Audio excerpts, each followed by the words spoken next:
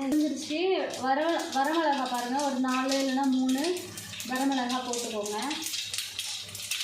சின்ன வெங்காயம் இருக்குது பாருங்க, இவ்வளோ சால்ட் உப்பு மொத்தமாகவே கீரைக்கு இவ்வளோ போட்டுக்கோங்க. மசாலா போய் நல்லா வெங்காயம் வதங்கி வரட்டும்.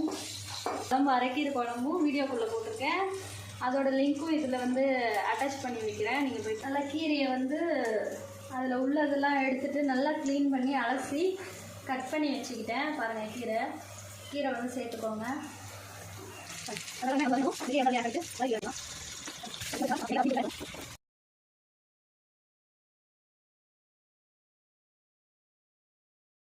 கீரை பொரியல் வந்து செஞ்சு வந்தீங்களா, அதை எப்படி டேஸ்ட் பண்ணி பாருங்கள்.